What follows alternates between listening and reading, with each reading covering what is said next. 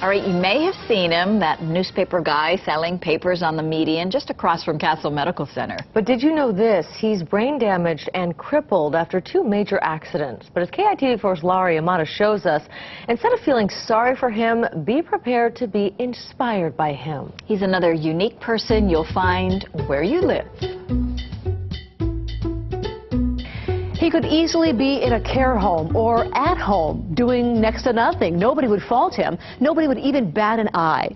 Considering what he's been through, most people would expect that, but not George Ligman. Not the man on that corner every day. His limp obvious, his location dangerous. Still, his smile strong. George Ligman is on the job. Hello. That little drag across from the Castle Medical Center, framed by the Ko'olaus, frequented by a stream of fans. I always have a special way for him. COC, how are you? I see you got a paper. Yeah, I always get a paper from George. This has been his spot every day for decades. Got a lot of girlfriends out there, too. But his wife Jane, always with a watchful eye, says about 2.5 years ago, disaster struck. A driver lost control of his truck, smacked into Ligman, then careened into some shrubbery, dragging George with him. You were under the car? I was under it. They dragged me under, dragged me up over the curb. That's what got me. Folks cried. Oh, my God. It was very emotional. In critical condition with 4 broken ribs, the flowers and well-wishes grew. And just a week and a half later, he was back on the job. Well, he was just sitting, right? Waving to his friends. And the horn came from this way, from that way. It was awesome.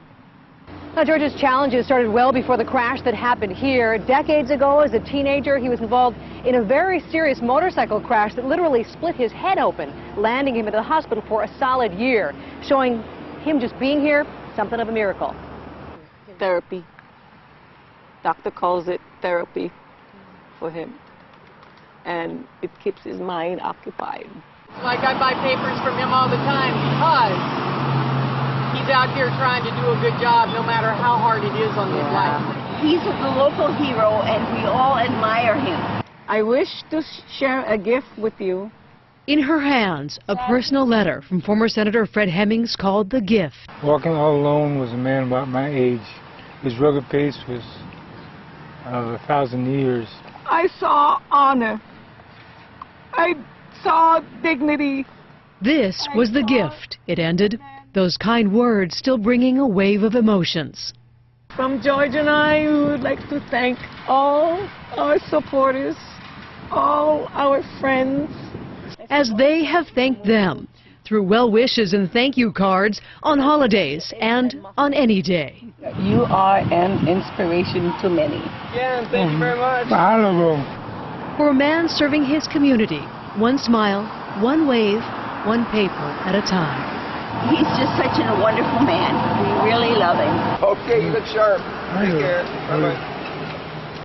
Laura Yamada, KITV4 News. It's that smile that he always has, too, that just lights everything up. So infectious there. You just want to smile right back. Yeah. Well, what many don't know that until recently, he actually worked at another job. His wife says every day he'd sell his newspapers until 11 a.m., take a little nap, and then at 3 he would clock in at the Pully Lanes bowling alley for yet another full-time shift. She also works 2 jobs at 7-Eleven and as a security guard, but unfortunately that earns them just enough to make them ineligible for low-cost housing and a lot of other benefits to very hard-working people there. Very much.